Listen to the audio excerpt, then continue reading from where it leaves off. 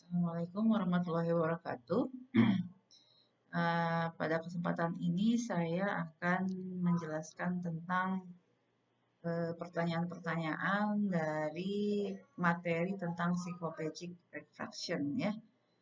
Eh, di situ di PowerPoint ada pembahasan tentang efek dari salah satu agen psikopagik ya, itu ataksia dan konvulsi. Ataksia ini adalah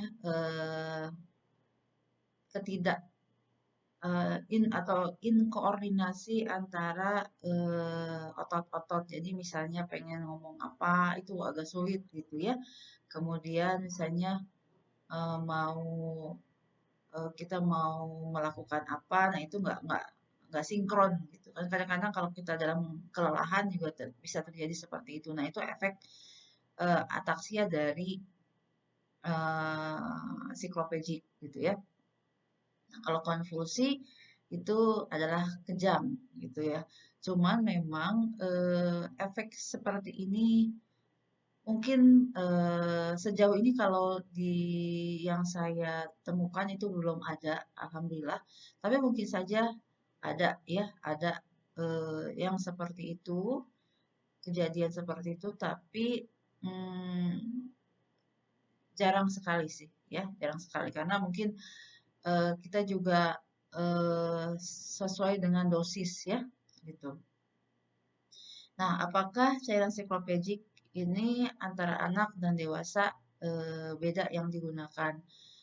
Em, Tergantung sih sebenarnya ya, tergantung kasusnya. Kalau misalnya eh, dilihat kan ketika dicek antara hasil subjektif ya, refraksi subjektif dan objektifnya adalah RM ya, refraktometri itu jauh nggak hasilnya gitu ya. Kalau agak jauh hasilnya, misalnya lebih dari setengah, itu bisa jadi bahwa dia terdapat kekejangan akomodasi ya, akomodasi yang berlebihan, sehingga kita perlu eh, menggunakan siklopedik yang lebih lebih kuat gitu ya, lebih kuat. Nah, kalau misalnya ternyata hasil refraksi subjektif dan objektifnya tidak terlalu jauh itu dan kemudian bisa ada keperluan lagi untuk dokter melihat misalnya bagian dalam retinanya atau misalnya bagian dalam yang lain dari mata itu bisa saja menggunakan psikopledik yang lain gitu ya. Nah, kalau buat anak-anak kalau eh, sesuai dengan arahan sih kalau anak yang kurang dari 3 tahun pakainya atropin ya atropin. Terus kemudian kalau anak yang 5 tahun ke atas itu pakainya siklon ya siklopentalat ya. Nah kalau misalnya dewasa biasanya bisa aja pakai midriasil midriasil ataupun mungkin siklopentalat itu. Karena ya dilihat tadi hasilnya ya, hasil dari apa namanya hasil refraksi subjektif dan objektifnya bagaimana gitu. Nah, kalau misalnya pasien punya penyakit katarak diabetik, kalau dikasih tetes cycloplegic gimana? Selama dia tidak mempunyai alergi terhadap obat itu nggak apa-apa. Ya, apalagi kalau misalnya katarak atau diabetik itu biasanya dan diabetiknya udah agak lama, itu biasanya dokter sangat memerlukan mengobservasi bagian retinanya. Karena kalau diabetik retinopati kan harus dilihat ya retinanya yang bisa rusak diakibatkan dari diabetesnya. Nah, dokter biasanya akan menyuruh apa perawat atau misalnya refraksionis untuk meneteskan obat psikopegi. Cuman biasanya ke efeknya yang karena kita mau ngambilnya itu adalah bukan ke refraksinya, jadi biasanya yang lebih sedikit ya si tingkat kelumpuhannya, tingkat kelumpuhan dari otot-otot dari matanya gitu ya, bukan bukan otot pergerakan mata tapi otot akomodasinya. Nah, biasanya apa kalau misalnya untuk melihat ya jadi pupilnya dilatasi gitu ya dan terjadi kelumpuhan, tapi biasanya itu nggak maksimal kelumpuhannya, tapi dilatasi ya. Itu adalah menggunakan midriasil gitu ya, midriasil untuk kasus seperti itu. Nah, efek sampingnya apalagi? Biasanya sih itu aja yang sesuai dengan PowerPoint yang sudah diterangkan.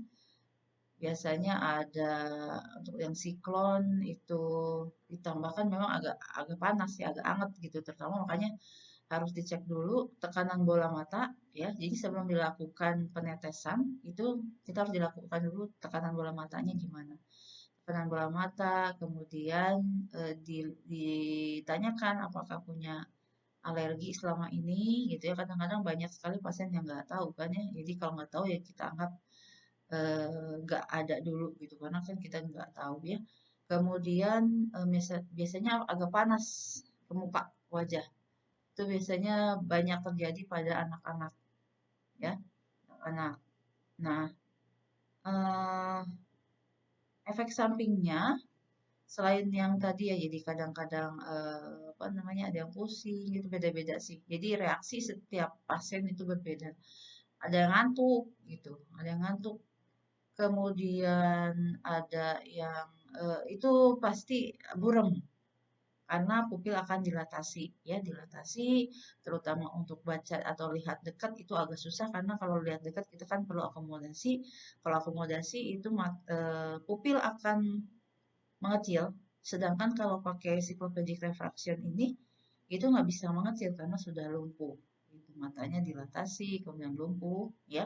Jadi agak susah untuk melihat objek dekat yang kecil dan silau karena pupilnya besar, ya. Nah, itu biasanya efek sampingnya. Jadi selama ini sih kalau misalnya yang sudah apa selama ini tidak ada, alhamdulillah tidak ada kasus yang bagaimana, hanya pernah untuk di anak itu jadi memang jadi panas gitu ya, jadi agak demam itu. Jadi itu memang harus diperhatikan khususnya untuk anak-anak gitu ya. Tapi memang cycloplegic refraction ini sangat penting untuk melihat sebenarnya ukurannya berapa, apalagi kalau misalnya ukurannya itu yang apa namanya ada plusnya ya, hipermetrop, hipermetrop ataupun miop tinggi tapi tidak sinkron dengan visus dasarnya gitu. Misalnya di refraktometrinya minusnya 4 tapi visus dasarnya dia di 6/9, nah itu kan nggak sinkron. Itu bisa dipakai untuk hal-hal seperti itu. Nah, efek samping yang lain nggak ada ya, nggak ada, alhamdulillah nggak ada, kecuali memang mungkin kalau saya ada pasien-pasien yang alergi gitu ya, alergi terhadap salah satu agent yang ada pada tetes mata itu mungkin reaksinya akan sangat-sangat lebih dibandingkan pasien-pasien biasa. Nah, untuk pemeriksaan objektif, kenapa kalau misalnya pada atropin itu dikuranginya lebih banyak, +1. Kalau pada siklopentolat itu +1/2 dikuranginya. Jadi selama ini saya mempelajari gitu ya, tapi belum belum belum sampai serius gitu. Cuman selama ini yang saya lihat gitu ya berdasarkan hasil pemeriksaan, siklon atau siklopentolat ini adalah tetes mata ya agent siklopedik yang paling kuat untuk melumpuhkan akomodasi. Gitu. Jadi kalau bisa dibandingkan antara midriasil, atropin, homatropin itu dengan siklopentolat itu beda memang. Makanya kenapa kalau yang siklon itu hanya setengah dikuranginya karena dia selama ini yang saya lihat itu memang lebih kuat, jadi lebih lebih mendekati yang ke arah sebenarnya ukurannya gitu. Dibandingkan dengan Hamatro, Midriasil itu agak-agak jauh masih sekitar 1 bedanya dengan yang hasil pemeriksaan subjektif. Tapi kalau siklon itu bisa jadi sama segitu ya. Kalau misalnya kita pakai. Nah, berpengaruh tidak terhadap penglihatan. Sementara ya khususnya untuk dekat karena ya itu tadi kan otot penglihatannya itu dilumpuhkan ya, jadi dia nggak bisa gerak sama sekali. Geraknya untuk apa? Untuk mencembungkan dan memipihkan lensa. Nah, itu nggak bisa sama sekali sehingga terutama untuk jarak dekat akan sangat-sangat terganggu gitu. Nah, efeknya berapa lama itu tergantung dari jenis obatnya. Ada yang 3 hari, ada yang 6 jam, ada yang sampai 2 minggu, ya itu beda-beda. Tapi untuk eh, yang saya alami gitu ya, pengalaman saya untuk yang paling kuat hingga mendekati ukuran sebenarnya pada mata adalah psikopentolan. Nah itu di PowerPoint ada tertulis 6 kasus kematian pada anak-anak 3 tahun. Disebabkan oleh apa? Itu bisa saja karena pertama dia alergi terhadap obat itu, kedua dia masih anak-anak. Jadi kalau masih anak-anak kurang dari 3 tahun, tingkat imunnya itu memang masih sangat-sangat rendah gitu ya. Jadi ditambahkan mungkin dia alergi terhadap obat itu, jadi reaksinya lebih gitu ya, lebih dari sangat-sangat biasanya seperti itu. Kalau kelebihan dosisnya gimana? Selama ini sih nggak ini ya, nggak ada bermasalah. Cuman memang dilihat tekanan bola matanya dulu, gitu ya. Tekanan bola matanya dulu apakah normal kalau misalnya mendekati eh, apa namanya waspada gitu ya, tekanan bola matanya, misalnya 20, 21, 20, 20, 21, 22 itu biasanya nggak digunakan untuk melumpuhkan atau mendilatasikan dari si pupil dan ototnya itu.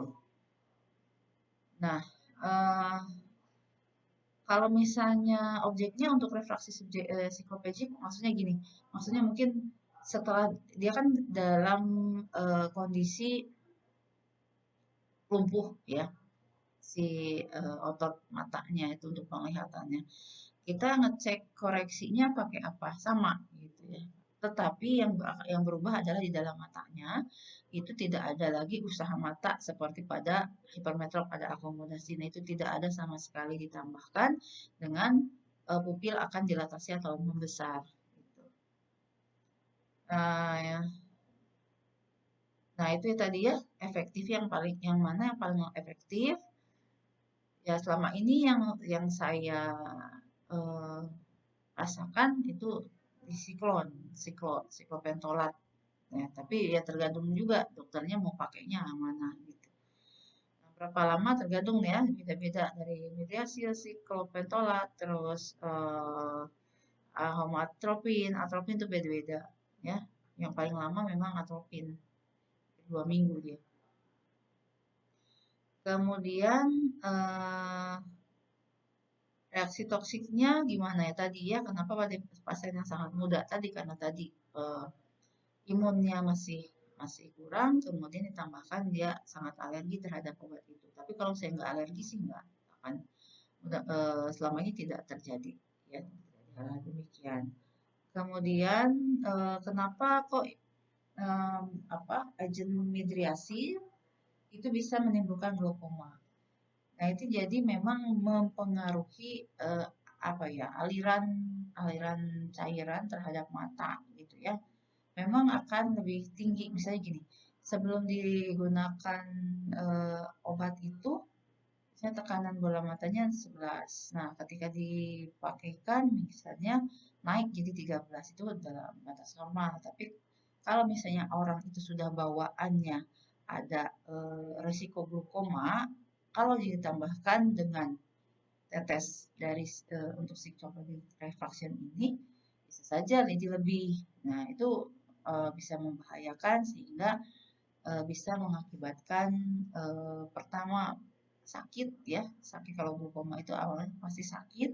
Kedua mungkin penglihatannya jadi nggak maksimal. Jadi makanya harus sebelum diteteskan itu harus dilihat dulu tekanan bola matanya berapa. Kita lanjutkan ya ke sesi 2.